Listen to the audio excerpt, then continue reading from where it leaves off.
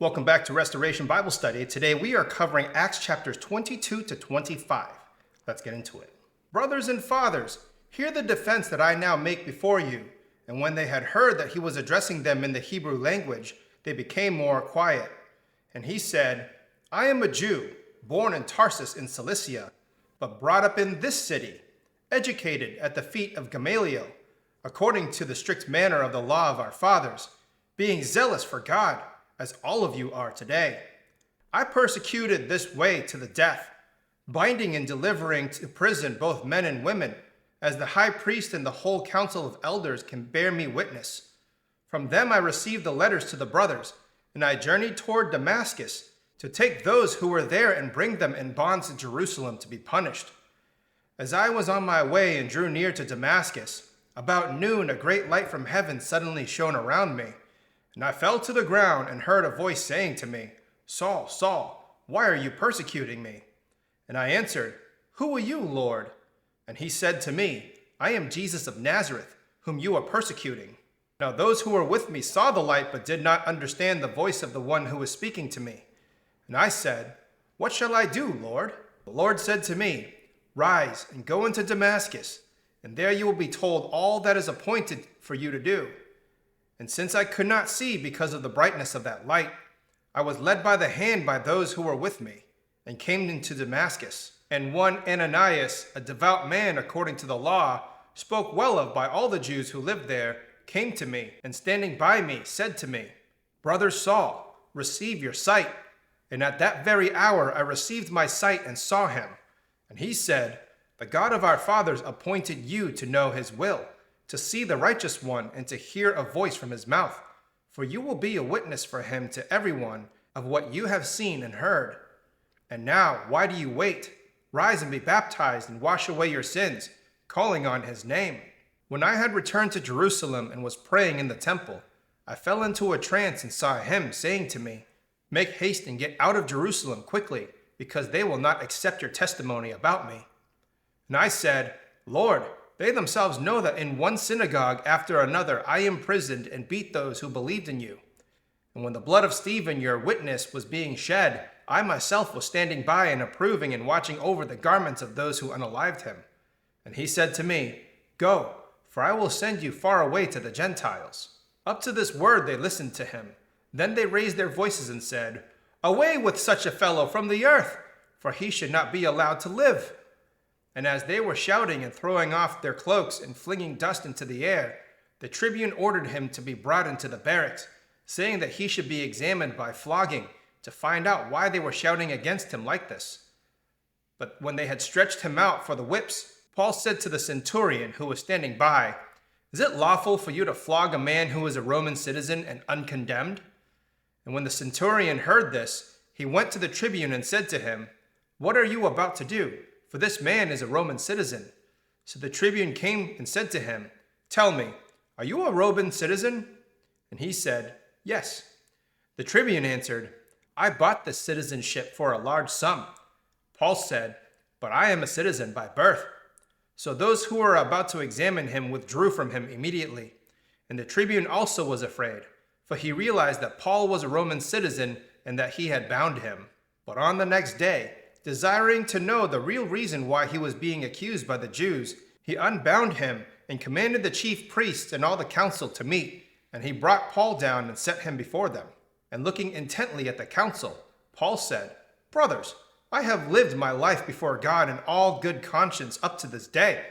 And the high priest Ananias commanded those who stood by him to strike him on the mouth. Then Paul said to him, God is going to strike you, you whitewashed wall. Are you sitting to judge me according to the law, and yet contrary to the law you order me to be struck? And those who stood by said, Would you revile God's high priest? And Paul said, I did not know, brothers, that he was the high priest, for it is written, You shall not speak evil of a ruler of your people. Now when Paul perceived that one part were Sadducees and the other Pharisees, he cried out in the council, Brothers, I am a Pharisee, a son of Pharisees. It is with respect to the hope and the resurrection of the dead that I am on trial. And when he had said this, a dissension arose between the Pharisees and the Sadducees, and the assembly was divided. For the Sadducees say that there is no resurrection, nor angel, nor spirit, but the Pharisees acknowledged them all. Then a great clamor arose, and some of the scribes of the Pharisees' party stood up and contended sharply. "We find nothing wrong with this man. What if a spirit or an angel spoke to him?" And when the dissension became violent, the tribune, afraid that Paul would be torn to pieces by them, commanded the soldiers to go down and take him away from among them by force and bring him into the barracks. The following night the Lord stood by him and said, "Take courage, for as you have testified to the facts about me in Jerusalem, so you must testify also in Rome." When it was day, the Jews made a plot and bound themselves by an oath neither to eat nor drink until they had unalived Paul. There were more than 40 who made this conspiracy. They went to the chief priests and the elders and said, "We have strictly bound ourselves by oath to taste no food until we have unalived Paul. Now therefore you, along with the council, give notice to the tribune to bring him down to you, as though you were going to determine his case more exactly, and we are ready to unalive him before he comes near." Now the son of Paul's sister heard their ambush, so he went and entered the barracks and told Paul. Paul called one of the centurions and said, "Take this young man to the tribune, for he has something to tell him." So he took him and brought him to the tribune and said, "Paul, the prisoner, called me and asked me to bring this young man to you. He has something to say to you." The tribune took him by the hand, and going aside asked him privately, "What is it that you have to tell me?" And he said, "The Jews have agreed to ask you to bring Paul down to the council tomorrow, as though they were going to inquire somewhat more closely about him. But do not be persuaded by them, for more than 40 of their men are lying in ambush for him, who have bound themselves by an oath neither to eat nor drink until they have unalived him. And now they are ready, waiting for your consent." So the tribune dismissed the young man, charging him, "Tell no one that you have informed me of these things." Then he called 2 of the centurions and said, "Get ready 200 soldiers with 70 horsemen and 200 spearmen to go as far as Caesarea at the 3rd hour of the night. Also provide mounts for Paul to ride and bring him safely to Felix the governor." And he wrote a letter to this effect: "Claudius Lysias, to his excellency the governor Felix, greetings. This man was seized by the Jews and was about to be unalived by them when I came upon them with the soldiers and rescued him, having learned that he was a Roman citizen. And desiring to know the charge for which they were accusing him, I brought him down to their council. I found that he was being accused about questions of their law, but charged with nothing deserving death or imprisonment. And when it was disclosed to me that there would be a plot against the man, I sent him to you at once, ordering his accusers also to state before you what they might have against them." So the soldiers, according to their instructions, took Paul and brought him by night to Antipatris. And on the next day they returned to the barracks, letting horsemen go with him.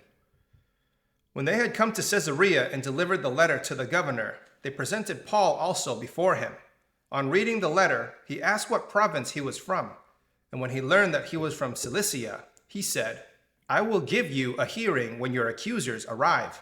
And he commanded him to be guarded in Herod's praetorium. And after 5 days the high priest Ananias came down with some elders and spokesmen, one Tertullus, and they laid before the governor their case against Paul. And when he had been summoned, Tertullus began to accuse him, saying, "Since through you we enjoy much peace, and since by your foresight, most excellent Felix, reforms are being made for this nation, in every way and everywhere we accept this with all gratitude. But to detain you no further, I beg you in your kindness to hear us briefly. For we have found this man a plague, one who stirs up riots among all the Jews throughout the world and is a ringleader of the sect of the Nazarenes. He even tried to profane the temple, but we seized him. By examining him yourself, you will be able to find out from him about everything of which we accuse him." The Jews also joined in the charge, affirming that all these things were so. And when the governor had nodded to him to speak, Paul replied, "Knowing that for many years you have been a judge over this nation, I cheerfully make my defense.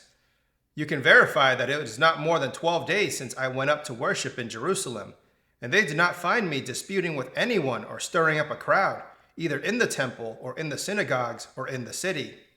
Neither can they prove to you what they now bring up against me. But this I confess to you, according to the way, which they call a sect, I worship the God of our fathers, believing everything laid down by the law and written in the prophets, having a hope in God, which these men themselves accept, that there will be a resurrection of both the just and the unjust. So I always take pains to have a clear conscience toward both God and man. Now, after several years, I came to bring alms to my nation and to present offerings. While I was doing this, they found me purified in the temple, without any crowd or tumult. But some Jews from Asia, that ought to be here before you to make an accusation, should they have anything against me. Or else let these men themselves say what wrongdoing they found when I stood before the council, other than this one thing that I cried out while standing among them. It is with respect to the resurrection of the dead that I am on trial before you this day. But Felix, having a rather accurate knowledge of the way, put them off, saying, "When Lysias the tribune comes down, I will decide your case." Then he gave orders to the centurion that he should be kept in custody, but have some liberty, that none of his friends should be prevented from attending to his needs.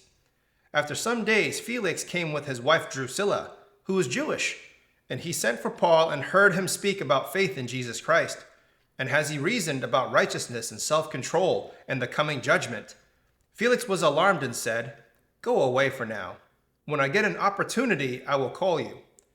At the same time, he hoped that money would be given him by Paul.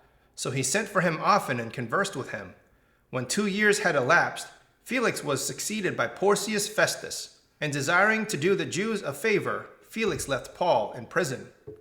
Now 3 days after Festus had arrived in the province, he went up to Jerusalem from Caesarea, and the chief priests and the principal men of the Jews laid out their case against Paul, and they urged him, asking as a favor against Paul that he summon him to Jerusalem, because they were planning to ambush him and unalive him on the way. Wait, they weren't supposed to eat years later. How were they still alive? Anyways, Festus replied that Paul was being kept at Caesarea and that he himself intended to go there shortly. "So," said he, "let the men of authority among you go down with me, and if there is anything wrong with the man, let them bring charges against him." After he stayed among them not more than 8 or 10 days, they went down to Caesarea, and the next day he took his seat on the tribunal and ordered Paul to be brought. When he had arrived, the Jews who had come down from Jerusalem stood around him, bringing many and serious charges against him that they could not prove. Paul argued in his defense, "Neither against the law of the Jews, nor against the temple, nor against Caesar have I committed any offense." But Festus, wishing to do the Jews a favor, said to Paul, "Do you wish to go up to Jerusalem and there be tried on the charges before me?" But Paul said, "I am standing before Caesar's tribunal, where I ought to be tried. To the Jews I have done no wrong, as you yourself know very well. If then I am a wrongdoer and have committed anything for which I deserve to perish, I do not seek to escape death. But if there is nothing to their charges against me, no one can give me up to them. I appeal to Caesar." Then Festus, when he conferred with his council, answered, "To Caesar you have appealed, and to Caesar you shall go." Now when some days had passed, Agrippa the king and Bernice arrived at Caesarea and greeted Festus. And as they stayed there many days, Festus laid Paul's case before the king, saying, "There is a man left prisoner by Felix, and when I was at Jerusalem, the chief priests and the elders of the Jews laid out their case against him, asking for a sentence of condemnation against him. I answered them that it was not the custom of the Romans to give up anyone before the accused met the accusers face to face, and had opportunity to make his defense concerning the charge laid against him. So when they came together here, I made no delay, but on the next day took my seat on the tribunal and ordered the man to be brought. When the accusers stood up, they brought no charge in his case of such evils as I supposed. Rather, they had a certain points of dispute with him about their own religion and about a certain Jesus, who was dead, but whom Paul asserted to be alive. Being at a loss how to investigate these questions, I asked whether he wanted to go to Jerusalem and be tried there regarding them. But when Paul had appealed to be kept in custody for the decision of the emperor, I ordered him to be held until I could send him to Caesar. Then Agrippa said to Festus, "I would like to hear the man myself." "Tomorrow," said he, "you will hear him." So on the next day Agrippa and Bernice came with great pomp, and they entered the audience hall with the military tribunes and the prominent men of the city. Then, at the command of Festus, Paul was brought in. And Festus said, King Agrippa, and all who are present with us, you see this man about whom the whole Jewish people petitioned me, both in Jerusalem and here, shouting that he ought not to live any longer. But I found that he has done nothing deserving death. And as he himself appealed to the emperor, I decided to go ahead and send him. But I have nothing definite to write to my lord about him. Therefore, I have brought him before you all, and especially before you, King Agrippa, so that after we have examined him, I may have something to write. For it seems to me unreasonable in sending a prisoner to not indicate the charges against him. And that's the reading of Acts chapters 22 to 25. Please go to the commentary video where I break these chapters down. Until then, please like, share, and subscribe. I'll see you in the next video where I finish up Acts, reading chapters 26 to 28.